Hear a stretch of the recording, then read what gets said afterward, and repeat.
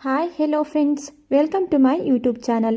ಇವತ್ತಿನ ವಿಡಿಯೋದಲ್ಲಿ ಹೊಸದಾಗಿ ಏನಾದರೂ ಮನೆಯಲ್ಲೇ ಮಾಡ್ಕೊಂಡು ತಿನ್ನಬೇಕು ಅನಿಸ್ದಾಗ ಮಿಸ್ ಮಾಡದೆ ಈ ವೆಜ್ ರೋಲ್ನ ಟ್ರೈ ಮಾಡಿ ನೋಡಿ.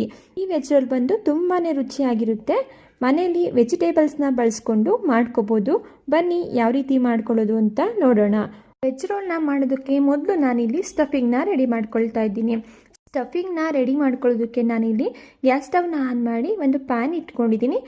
ನಂತರ ಇದಕ್ಕೆ 2 ಟೇಬಲ್ ಸ್ಪೂನ್ ಆಗೋಷ್ಟು ಎಣ್ಣೆನ ಸೇರಿಸ್ಕೊಳ್ತಾ ಇದ್ದೀನಿ. ಎಣ್ಣೆ ಬಿಸಿಯಾಗಿದ ನಂತರ 1 ಟೀ ಸ್ಪೂನ್ ಆಗೋಷ್ಟು ಸಣ್ಣದಾಗಿ ಕಟ್ ಮಾಡಿ ಇಟ್ಕೊಂಡಿರುವಂತಹ ಬೆಳ್ಳುಳ್ಳಿ, ಹಾಗೆ 1 ಟೀ ಸ್ಪೂನ್ ಆಗೋಷ್ಟು ಸಣ್ಣದಾಗಿ ಕಟ್ ಮಾಡಿ ಇಟ್ಕೊಂಡಿರುವಂತಹ ಶುಂಠಿ, ಇದ್ರ ಜೊತೆಗೆ 1 ಹಸಿಮೆಣಸಿನಕಾಯಿನ ಸಣ್ಣದಾಗಿ ಕಟ್ ಮಾಡಿ ಸೇರಿಸ್ಕೊಳ್ತಾ ಇದ್ದೀನಿ.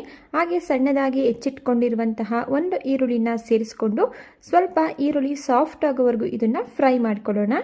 ಈರುಳ್ಳಿ ಸ್ವಲ್ಪ ಸಾಫ್ಟ್ ಆಗಿದ ನಂತರ ಇದಕ್ಕೆ 1/4 ಕಪ್ನಷ್ಟು ಕ್ಯಾರೆಟ್, ಹಾಗೆ 1/4 ಕಪ್ ಆಗುವಷ್ಟು ಸಣ್ಣದಾಗಿ ಕಟ್ ಮಾಡಿ ಇಟ್ಕೊಂಡಿರುವಂತಹ ಕ್ಯಾಪ್ಸಿಕಮ್, ಹಾಗೆ ಸಣ್ಣದಾಗಿ ಕಟ್ ಮಾಡಿ ಇಟ್ಕೊಂಡಿರುವಂತಹ 1 ಕಪ್ ಆಗುವಷ್ಟು ಎಲೆಕೋಸು, ಇದ್ರ ಜೊತೆಗೆ 1 ಮೀಡಿಯಂ ಸೈಜು ಟೊಮೆಟೊ ಹಣ್ಣನ್ನು ಸಣ್ಣದಾಗಿ ಕಟ್ ಮಾಡಿ ಸೇರಿಸ್ಕೊಂಡು ಈ ಎಲ್ಲ ವೆಜಿಟೇಬಲ್ಸ್ನು ಚೆನ್ನಾಗಿ 1 ನಿಮಿಷಗಳ ಕಾಲ ಫ್ರೈ ಮಾಡ್ಕೊಳ್ಳೋಣ.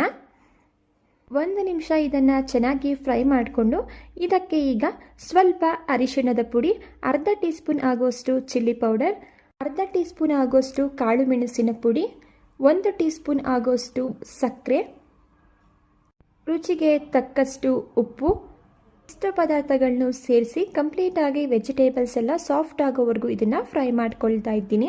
ನಾವಿಲ್ಲಿ ಸಕ್ಕರೆನ ಸೇರಿಸಿರೋದ್ರಿಂದ ಉಪ್ಪು, ಖಾರ ಹಾಗೂ ಹುಳಿನೆಲ್ಲ ಕರೆಕ್ಟಾಗಿ ಬ್ಯಾಲೆನ್ಸ್ ಮಾಡುತ್ತೆ. ನೋಡಿ, ಇದನ್ನು ಒಮ್ಮೆ ಮಿಕ್ಸ್ ಮಾಡಿಕೊಂಡು ವೆಜಿಟೇಬಲ್ಸ್ ಎಲ್ಲ ಸಾಫ್ಟ್ ಆಗೋವರೆಗೂ ಒಂದು ಲಿಡ್ಡನ್ನು ಕ್ಲೋಸ್ ಮಾಡಿ ಬೇಯಿಸ್ಕೊಳ್ತಾ ಇದ್ದೀನಿ. ಈಗ ನೀವೇ ಇಲ್ಲಿ ನೋಡ್ಬೋದು, ಕಂಪ್ಲೀಟಾಗಿ ವೆಜಿಟೇಬಲ್ಸ್ ಎಲ್ಲ ಬೆಂದು ಸಾಫ್ಟ್ ಆಗಿದೆ. ಕೊನೆಯದಾಗಿ ಇದಕ್ಕೆ ಅರ್ಧ ಟೀ ಸ್ಪೂನ್ ಆಗೋಷ್ಟು ಚಾಟ್ ಮಸಾಲ, ಹಾಗೆ ಸಣ್ಣದಾಗಿ ಹೆಚ್ಚಿಟ್ಕೊಂಡಿರುವಂತಹ ಕೊತ್ತಂಬರಿ ಸೊಪ್ಪನ್ನು ಸೇರಿಸಿ ಮಿಕ್ಸ್ ಮಾಡಿಕೊಂಡು ಗ್ಯಾಸ್ ಸ್ಟವ್ನ ಆಫ್ ಮಾಡಿಕೊಂಡ್ರೆ ವೆಜ್ ರೋಲ್ಗೆ ಬೇಕಾಗಿರುವಂತಹ ಸ್ಟಫಿಂಗ್ ರೆಡಿ ಆಯಿತು. ಈಗ ಇದನ್ನು ಪಕ್ಕಕ್ಕೆ ಇಟ್ಕೊಳ್ಳೋಣ. ನೆಕ್ಸ್ಟ್ ನಾನಿಲ್ಲಿ ಒಂದು ಮಿಕ್ಸಿಂಗ್ ಬೌಲ್ ತಗೊಂಡಿದ್ದೀನಿ. ಮಿಕ್ಸಿಂಗ್ ಬೌಲ್ಗೆ 1 ಕಪ್ ಆಗೋಷ್ಟು ಮೈದಾ ಹಿಟ್ಟು, ಹಾಗೆ 1 ಕಪ್ ಆಗೋಷ್ಟು ಕಾರ್ನ್ಫ್ಲೋರ್ನ ಸೇರಿಸ್ಕೊಳ್ತಾ ಇದ್ದೀನಿ. ಇದ್ರ ಜೊತೆಗೆ ರುಚಿಗೆ ತಕ್ಕಷ್ಟು ಉಪ್ಪನ್ನು ಸೇರಿಸಿ ಒಮ್ಮೆ ಇದನ್ನು ಡ್ರೈ ಮಿಕ್ಸ್ ಮಾಡ್ಕೊಳ್ತಾ ಇದ್ದೀನಿ. ಡ್ರೈ ಮಿಕ್ಸ್ ಮಾಡ್ಕೊಂಡಿದ ನಂತರ ಇದಕ್ಕೆ ಸ್ವಲ್ಪ ನೀರನ್ನು ಸೇರಿಸ್ಕೊಂಡು ನಾವು ಇದನ್ನು ಲಿಕ್ವಿಡ್ ರೀತಿ ಮಿಕ್ಸ್ ಮಾಡ್ಕೋಬೇಕಾಗುತ್ತೆ. ನೋಡಿ, ವಿಡಿಯೋದಲ್ಲಿ ನೋಡ್ತಾ ಇದ್ದೀರಲ್ವ, ಅದೇ ರೀತಿ ನೀವು ಕೂಡ ಮಿಕ್ಸ್ ಮಾಡ್ಕೋಬೇಕಾಗುತ್ತೆ. ನಾವು ಇಲ್ಲಿ ಮಿಕ್ಸ್ ಮಾಡಿ ಇಟ್ಕೊಂಡಿರುವಂತಹ ಕಾರ್ನ್ಫ್ಲೋರ್ ಹಾಗೂ ಮೈದಾ ಹಿಟ್ಟಿನ ಮಿಶ್ರಣ ಏನಿದೆ, ಇದರಲ್ಲಿ ಸೌಟನ್ನು ಡಿಪ್ ಮಾಡಿ ತೋರಿಸ್ತಾ ಇದ್ದೀನಿ. ನೀವಿಲ್ಲಿ ನೋಡ್ತಾ ಇರ್ಬೋದು. ನೋಡಿ, ಸೌಟ್ ಮೇಲೆ ಈ ರೀತಿ 1 ಲೇಯರ್ ಬಂದರೆ ಸಾಕು. ಈ ಕನ್ಸಿಸ್ಟೆನ್ಸಿಲಿ ನಾವು ಮೈದಾ ಹಾಗೂ ಕಾರ್ನ್ಫ್ಲೋರ್ ಹಿಟ್ಟನ್ನು ರೆಡಿ ಮಾಡ್ಕೋಬೇಕಾಗುತ್ತೆ. ಈಗ ಇದನ್ನು ಪಕ್ಕಕ್ಕೆ ಇಟ್ಕೊಂಡು ಮತ್ತೊಂದು ಬೌಲ್ಗೆ 2 ಟೇಬಲ್ ಸ್ಪೂನ್ ಆಗೋಷ್ಟು ಮೈದಾನ ಸೇರಿಸ್ಕೊಳ್ತಾ ಇದ್ದೀನಿ. ನೋಡಿ, ಇದಕ್ಕೆ ಸ್ವಲ್ಪ ನೀರನ್ನು ಸೇರಿಸ್ಕೊಂಡು ಮೈದಾನ ಈ ರೀತಿ ಗಮ್ ರೀತಿ ರೆಡಿ ಮಾಡ್ಕೋಬೇಕಾಗುತ್ತೆ. ನೋಡಿ, ವಿಡಿಯೋದಲ್ಲಿ ನೋಡ್ತಿದ್ದೀರಲ್ವಾ, ಈ ರೀತಿ ನೀವು ಕೂಡ ರೆಡಿ ಮಾಡ್ಕೋಬೇಕಾಗುತ್ತೆ. ಈಗ ಇದನ್ನು ಪಕ್ಕಕ್ಕೆ ಇಟ್ಕೊಳ್ಳೋಣ. ನೆಕ್ಸ್ಟ್ ನಾವು ವೆಜ್ ರೋಲ್ಗೆ ಬೇಕಾಗಿರುವಂತಹ ರೋಲ್ ಶೀಟ್ನ ರೆಡಿ ಮಾಡ್ಕೊಳ್ಳೋಣ. ಇಲ್ಲಿ ಗ್ಯಾಸ್ ಸ್ಟವ್ನ ಆನ್ ಮಾಡಿಕೊಂಡು ಲೋ ಫ್ಲೇಮಲ್ಲಿಟ್ಟು ಈ ರೀತಿ ನಾನ್ ಸ್ಟಿಕ್ ಪ್ಯಾನ್ ಇಟ್ಕೊಂಡಿದ್ದೀನಿ. ಇದಕ್ಕೆ ನಾನಿಲ್ಲಿ ಸ್ವಲ್ಪ ಆಯಿಲ್ನ ಈ ರೀತಿ ಅಪ್ಲೈ ಮಾಡ್ಕೊಳ್ತಾ ಇದ್ದೀನಿ. ಈ ರೀತಿ ಆಯಿಲ್ನ ಅಪ್ಲೈ ಮಾಡೋದ್ರಿಂದ ವೆಜ್ ರೋಲ್ ಶೀಟ್ ಆರಾಮಾಗಿ ರಿಮೂವ್ ಆಗುತ್ತೆ. ನೋಡಿ, ಎಣ್ಣೆನ ಅಪ್ಲೈ ಮಾಡ್ಕೊಂಡಿದ ನಂತರ ನಾವೀಗ ಕಲಸಿಟ್ಕೊಂಡಿರುವಂತಹ ಕಾರ್ನ್ಫ್ಲೋರ್ ಹಾಗೂ ಮೈದಾ ಹಿಟ್ಟಿನ ಮಿಶ್ರಣನ ಈ ರೀತಿ ಜಸ್ಟ್ ಪ್ಯಾನ್ಗೆ ಹಾಕ್ಕೊಳ್ತಾ ಇದ್ದೀನಿ. ನೋಡಿ, ಜಸ್ಟ್ ಈ ರೀತಿ ಮಾಡಿಕೊಂಡು ಎಕ್ಸ್ಟ್ರಾ ಉಳಿದಿರುವಂತಹ ಹಿಟ್ಟನ್ನೆಲ್ಲ ಈ ಬೌಲ್ಗೆ ರಿಟರ್ನ್ ಸೇರಿಸ್ಕೊಳ್ತಾ ಇದ್ದೀನಿ. ನೋಡಿ, ನಾವು ಪ್ಯಾನ್ನು ಸಹ ಅಷ್ಟೇ ಮೀಡಿಯಮ್ ಆಗಿ ಹೀಟ್ ಮಾಡಿಕೊಂಡ್ರೆ ಸಾಕು, ಜಾಸ್ತಿ ಹೀಟ್ ಮಾಡ್ಕೊಳ್ಳೋ ಅವಶ್ಯಕತೆ ಇಲ್ಲ. ಈ ರೀತಿ ಹಿಟ್ಟನ್ನು ಪ್ಯಾನ್ಗೆ ಸೇರಿಸಿದ ನಂತರ ಲೋ ಫ್ಲೇಮಲ್ಲಿ ಇಟ್ಟು ಈ ಶೀಟ್ ಬೆಂದು ರಿಮೂವ್ ಆಗೋವರೆಗೂ ಇದನ್ನು ಬೇಯಿಸ್ಕೋಬೇಕಾಗುತ್ತೆ. ನೋಡಿ, 1-2 ರಿಂದ 3 ನಿಮಿಷ ಈ ರೀತಿ ತಾನಾಗಿಯೇ ವೆಜ್ ರೋಲ್ ಶೀಟ್ ರಿಮೂವ್ ಆಗಿಬಿಡುತ್ತೆ. ನೀವು ಇಲ್ಲಿ ನೋಡ್ತಾ ಇದ್ದೀರಲ್ವಾ, ಕೈಯಿಂದ ತೆಗೆದು ಸ್ವಲ್ಪ ಕಷ್ಟ, ಯಾಕಂದರೆ ಬಿಸಿ ಇರುತ್ತೆ. ಆದ್ದರಿಂದ ನಾನು ಇಲ್ಲಿ ಸೌಟಿಂದ ತೆಕ್ಕೊಳ್ತಾ ಇದ್ದೀನಿ. ವೆಜ್ ರೋಲ್ ಶೀಟ್ ರೆಡಿ ಆಗಿದೆ. ನಾನಿಲ್ಲಿ ಈ ರೀತಿ ಒಂದು ಪ್ಲೇಟ್ಗೆ ಸ್ವಲ್ಪ ಮೈದಾ ಹಿಟ್ಟನ್ನು ಸ್ಪ್ರೆಡ್ ಮಾಡಿ ಇಟ್ಕೊಂಡಿದ್ದೆ. ಅದ್ರ ಮೇಲೆ ವೆಜ್ ರೋಲ್ ಶೀಟನ್ನು ಹಾಕಿ ಮತ್ತೊಮ್ಮೆ ಅದ್ರ ಮೇಲೆ ಸ್ವಲ್ಪ ಮೈದಾನ ಸ್ಪ್ರೆಡ್ ಮಾಡ್ಕೊಳ್ತಾ ಇದ್ದೀನಿ. ಈಗ ಮತ್ತೊಂದು ವೆಜ್ ರೋಲ್ ಶೀಟ್ನ ರೆಡಿ ಮಾಡ್ಕೊಳ್ಳೋಣ. ನಾನು ಅದೇ ರೀತಿ ಸ್ವಲ್ಪ ಎಣ್ಣೆನ ಅಪ್ಲೈ ಮಾಡ್ಕೊಳ್ತಾ ಇದ್ದೀನಿ. ನಂತರ ರೆಡಿ ಮಾಡಿಟ್ಕೊಂಡಿರುವಂತಹ ಕಾರ್ನ್ಫ್ಲೋರ್ ಹಾಗೂ ಮೈದಾ ಹಿಟ್ಟಿನ ಮಿಶ್ರಣನ ಪ್ಯಾನ್ಗೆ ಸೇರಿಸಿ ಎಕ್ಸ್ಟ್ರಾ ಇರುವಂತಹ ಹಿಟ್ಟನ್ನೆಲ್ಲ ರಿಟರ್ನ್ ತೆಗೆದು ಅದೇ ರೀತಿ ನಾನಿಲ್ಲಿ ವೆಜ್ ರೋಲ್ ಶೀಟ್ನ ರೆಡಿ ಮಾಡ್ಕೊಳ್ತಾ ಇದ್ದೀನಿ. ನೀವಿಲ್ಲಿ ನೋಡ್ತಾ ಇರ್ಬೋದು ಯಾವ ರೀತಿ ವೆಜ್ ರೋಲ್ ಶೀಟ್ನ ರೆಡಿ ಮಾಡ್ಕೊಳ್ತಾ ಇದ್ದೀನಿ ಅಂತೇಳಿ. ಸ್ವಲ್ಪ ಬೆಂದರೆ ಸಾಕು, ವೆಜ್ ರೋಲ್ ಶೀಟ್ ತಾನಾಗಿಯೇ ರಿಮೂವ್ ಆಗುತ್ತೆ.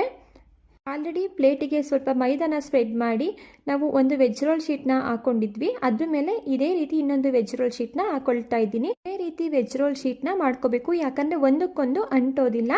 ನೋಡಿ, ನೆಕ್ಸ್ಟ್ ನಾನಿಲ್ಲಿ ರೆಡಿಯಾಗಿರುವಂತಹ ವೆಜ್ ರೋಲ್ ಶೀಟ್ನ ತೆಕ್ಕೊಂಡಿದ್ದೀನಿ. ಈಗ ಇದಕ್ಕೆ 2 ಟೀ ಸ್ಪೂನ್ ಆಗುವಷ್ಟು ನಾವು ರೆಡಿ ಮಾಡಿ ಇಟ್ಕೊಂಡಿರುವಂತಹ ವೆಜ್ ಸ್ಟಫಿಂಗ್ನ ಸೇರಿಸ್ಕೊಂಡು ಈ ರೀತಿ ಫೋಲ್ಡ್ ಮಾಡ್ಕೊಳ್ತಾ ಇದ್ದೀನಿ.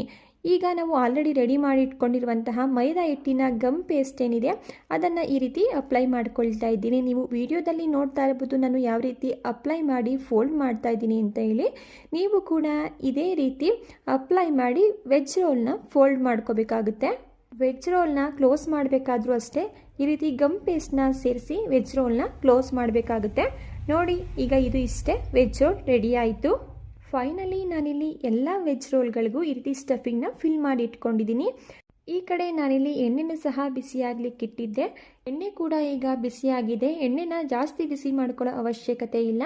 ಜಸ್ಟ್ ಮೀಡಿಯಮ್ ಆಗಿ ಹೀಟ್ ಮಾಡಿಕೊಂಡು ನಾವು ರೆಡಿ ಮಾಡಿ ಇಟ್ಕೊಂಡಿರುವಂತಹ ವೆಜ್ ರೋಲ್ನ ಸೇರಿಸಿ 4ರಿಂದ 5 ನಿಮಿಷಗಳ ಕಾಲ ಇದನ್ನು ಮೀಡಿಯಮ್ ಫ್ಲೇಮಲ್ಲಿಟ್ಟು ಗೋಲ್ಡನ್ ಬ್ರೌನ್ ಆಗೋವರೆಗೂ ಇದನ್ನು ಫ್ರೈ ಮಾಡಿಕೊಂಡ್ರೆ ಸಖತ್ ಟೇಸ್ಟಿ ಆ್ಯಂಡ್ ಸಿಂಪಲ್ ಆಗಿರುವಂತಹ ವೆಜ್ ರೋಲ್ ರೆಸಿಪಿ ರೆಡಿ.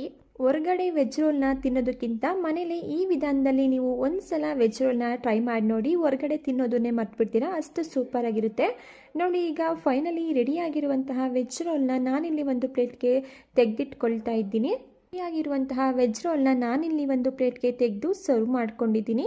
ಇದಕ್ಕೆ ಚಟ್ನಿ ಆಗಲಿ ಯಾವುದೇ ಸಾಸ್ ಆಗಲಿ ಬೇಡ, ಹಾಗೇ ತುಂಬ ಚೆನ್ನಾಗಿರುತ್ತೆ. ಓಕೆ ಫ್ರೆಂಡ್ಸ್, ನೋಡಿದ್ರಲ್ವಾ ಯಾವ ರೀತಿ ಈಸಿಯಾಗಿ ಮನೆಯಲ್ಲಿಯೇ ವೆಜ್ ರೋಲ್ನ ಮಾಡ್ಕೋಬೋದು ಅಂತ ಹೇಳಿ. ಮಿಸ್ ಮಾಡದೆ ಈ ರೆಸಿಪಿನ ನೀವು ಕೂಡ ಟ್ರೈ ಮಾಡಿ ನೋಡಿ. ಈ ವೆಜ್ ರೋಲ್ ರೆಸಿಪಿ ನಿಮಗೆ ಇಷ್ಟ ಆಗಿದ್ದರೆ ವಿಡಿಯೋಗೆ ಲೈಕ್ ಮಾಡಿ. ಇದೇ ರೀತಿ ಸಿಂಪಲ್ ಹಾಗೂ ಟೇಸ್ಟಿ ರೆಸಿಪಿಗಳಿಗಾಗಿ ದಯವಿಟ್ಟು ಚಾನಲ್ನ ಸಬ್ಸ್ಕ್ರೈಬ್ ಮಾಡ್ಕೊಂಡು ನೋಡಿ.